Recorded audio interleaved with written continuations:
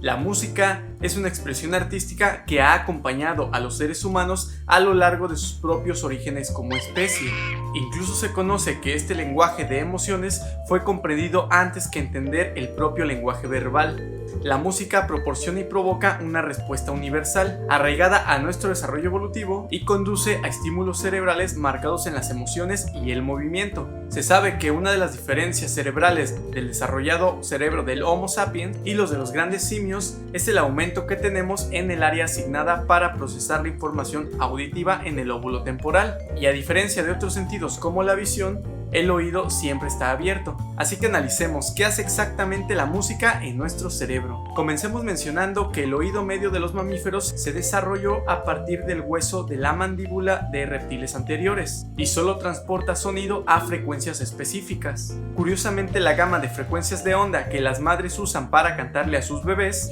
así como el modo en el que los padres les hablan a estos con connotación y ritmos exagerados, también corresponde a la que los compositores han utilizado tradicionalmente en sus melodías. La primera vez que escuchamos algo parecido a la música es en el vientre de nuestra madre, cuando los latidos de su corazón son asociados a un ritmo, que una vez nacidos nos ayudan a conciliar el sueño durante los primeros meses de vida, pues tenemos la capacidad de responder a melodías antes que entender el lenguaje verbal con nuestros padres. Las ondas de presión de aire o sonidos entrantes son convertidos en ondas fluidas en el oído interno, y ahí un pequeño hueso, que es el estribo, empuja la cóclea creando una presión variable en el fluido interior. Las vibraciones en la membrana basilar de la cóclea estimula a las células ciliadas internas, que son receptores sensoriales que vibran a diferentes frecuencias de vibración, es decir, cada célula responde de una manera óptima a una frecuencia o tono específico y al mismo tiempo convierten los sonidos en impulsos eléctricos que viajan hacia el tronco cerebral mediante fibras nerviosas auditivas sintonizadas a diferentes frecuencias, para que esta información sea procesada por el núcleo geniculado medial del tálamo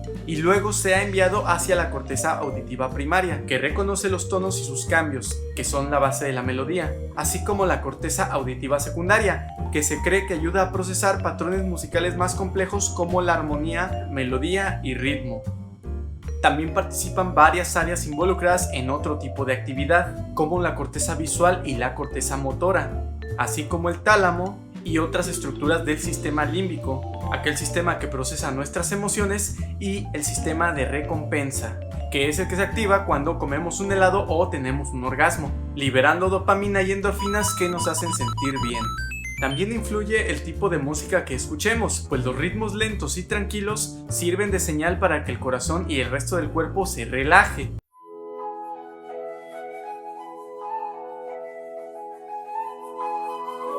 Por el contrario, ritmos más vivos y frenéticos aumentan nuestro ritmo cardíaco y también pondrán en tensión muchas de nuestras funciones motoras.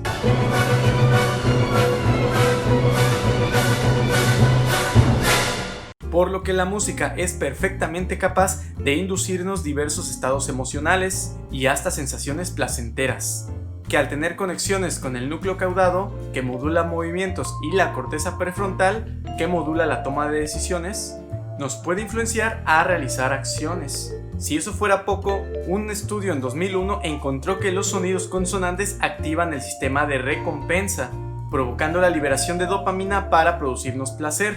¿Qué quiero decir con esto? Sin tener bases de conocimiento musical, podemos saber que esto suena desagradable y no es ningún acorde, es un sonido disonante, desagradable. Y los sonidos consonantes, que son los que activan el sistema de recompensa, sería más bien como esto. Es decir, suena mucho mejor que un sonido disonante. Y esto, de cierta manera, podría ayudarnos a entender la popularidad de algunos géneros musicales.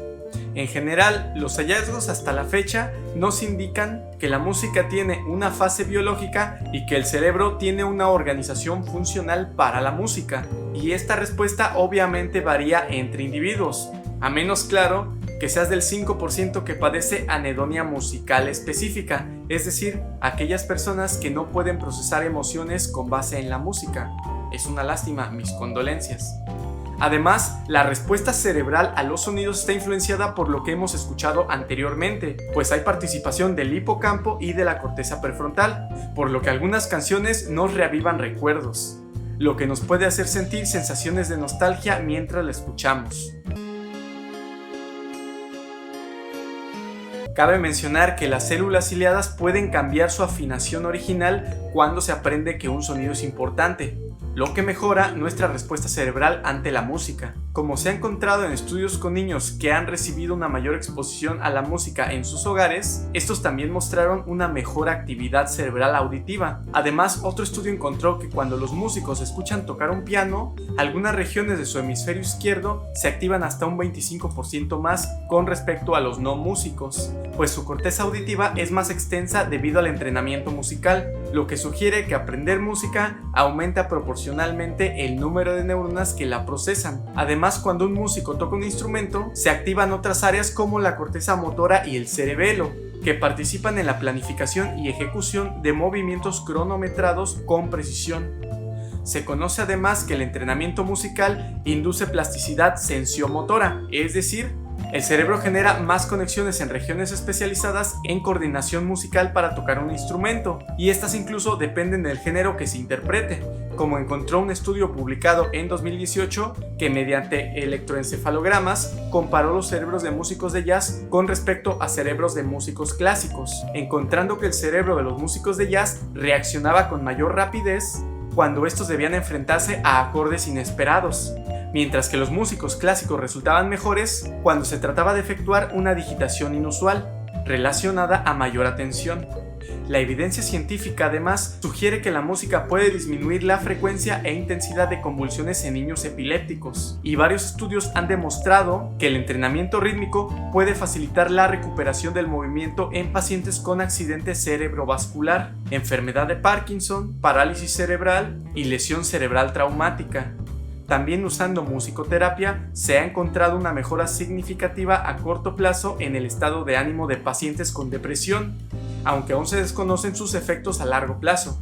Las posibles aplicaciones de la musicoterapia en pacientes con trastornos neuropsiquiátricos como el espectro autista siguen siendo especulativos, pero continúan las investigaciones, por lo que la música aún le guarda varios secretos a la ciencia que faltan por descubrirse.